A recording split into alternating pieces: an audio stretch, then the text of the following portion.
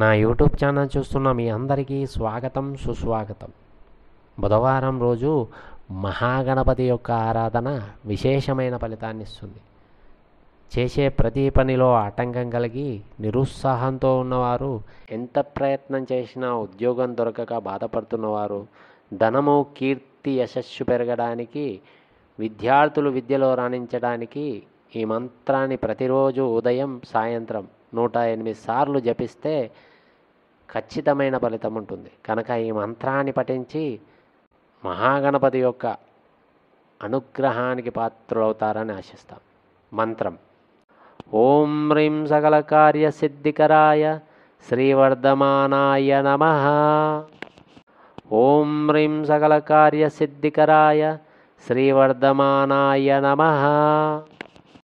ఓం హ్రీం సకల కార్య సిద్ధికరాయ శ్రీవర్ధమానాయ నమః. ఓం హ్రీం సకల కార్య సిద్ధికరాయ శ్రీవర్ధమానాయ నమః. ఓం హ్రీం సకల కార్య సిద్ధికరాయ శ్రీవర్ధమానాయ నమః. ఓం హ్రీం సకల కార్య సిద్ధికరాయ శ్రీవర్ధమానాయ నమః. ఓం హ్రీం సకల కార్య సిద్ధికరాయ శ్రీవర్ధమానాయ నమః. ఓం హ్రీం సకల కార్య సిద్ధికరాయ శ్రీవర్ధమానాయ నమః. ఓం హ్రీం సకల కార్య సిద్ధికరాయ శ్రీవర్ధమానాయ నమః. ఓం హ్రీం సకల కార్య సిద్ధికరాయ శ్రీవర్ధమానాయ నమః. ఓం హ్రీం సకల కార్య సిద్ధికరాయ శ్రీవర్ధమానాయ నమః. ఓం హ్రీం సకల కార్య సిద్ధికరాయ శ్రీవర్ధమానాయ నమః. ఓం హ్రీం సకల కార్య సిద్ధికరాయ శ్రీవర్ధమానాయ నమః. ఓం హ్రీం సకల కార్య సిద్ధికరాయ శ్రీవర్ధమానాయ నమః. ఓం హ్రీం సకల కార్య సిద్ధికరాయ శ్రీవర్ధమానాయ నమః. ఓం హ్రీం సకల కార్య సిద్ధికరాయ శ్రీవర్ధమానాయ నమః. ఓం హ్రీం సకల కార్య సిద్ధికరాయ శ్రీవర్ధమానాయ నమః. ఓం హ్రీం సకల కార్య సిద్ధికరాయ శ్రీవర్ధమానాయ నమః. ఓం హ్రీం సకల కార్య సిద్ధికరాయ శ్రీవర్ధమానాయ నమః.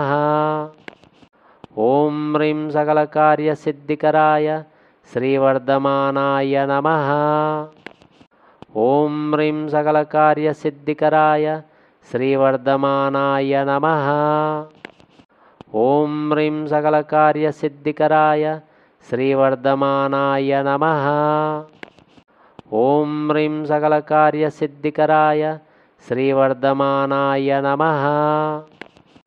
ఓం హ్రీం సకల కార్య సిద్ధికరాయ శ్రీవర్ధమానాయ నమః. ఓం హ్రీం సకల కార్య సిద్ధికరాయ శ్రీవర్ధమానాయ నమః. ఓం హ్రీం సకల కార్య సిద్ధికరాయ శ్రీవర్ధమానాయ నమః. ఓం హ్రీం సకల కార్య సిద్ధికరాయ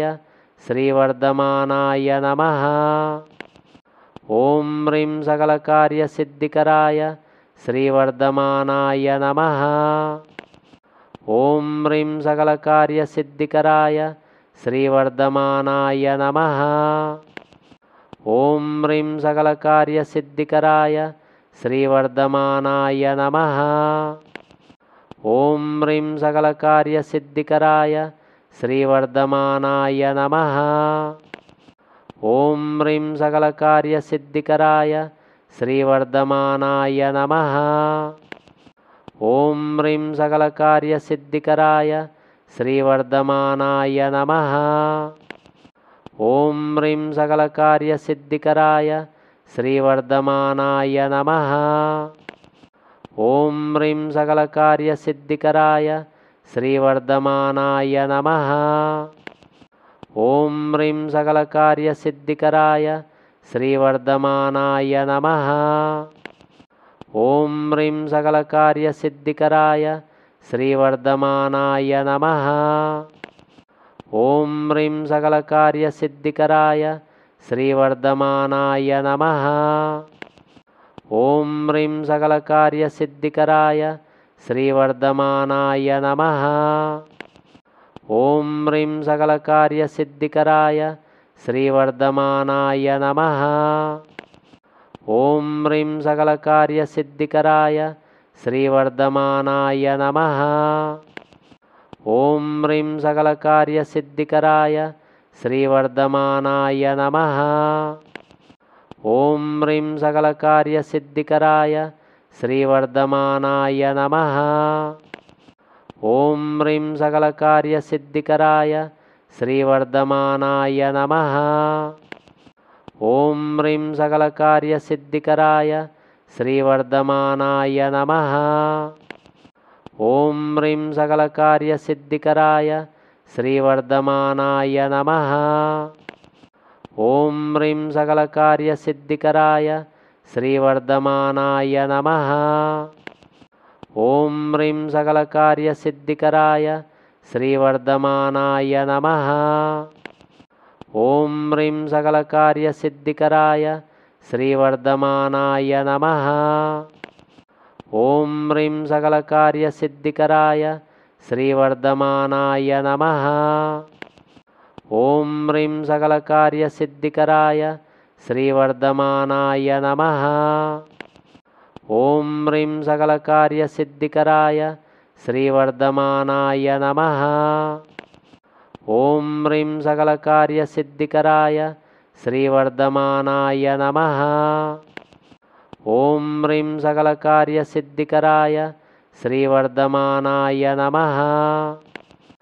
ఓం హ్రీం సకలకార్యసిద్ధికరాయ శ్రీవర్ధమానాయ నమః.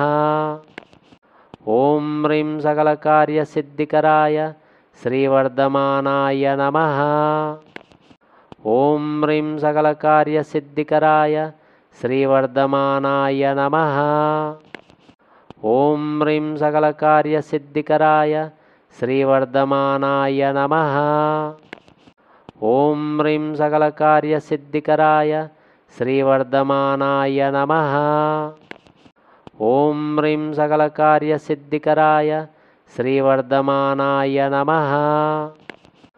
ఓం హ్రీం సకలకార్యసిద్ధికరాయ శ్రీవర్ధమానాయ నమః.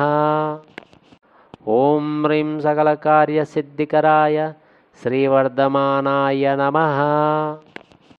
ఓం హ్రీం సకలకార్యసిద్ధికరాయ శ్రీవర్ధమానాయ నమః. ఓం హ్రీం సకలకార్యసిద్ధికరాయ శ్రీవర్ధమానాయ నమః. ఓం హ్రీం సకలకార్యసిద్ధికరాయ శ్రీవర్ధమానాయ నమః. ఓం హ్రీం సకలకార్యసిద్ధికరాయ శ్రీవర్ధమానాయ నమః.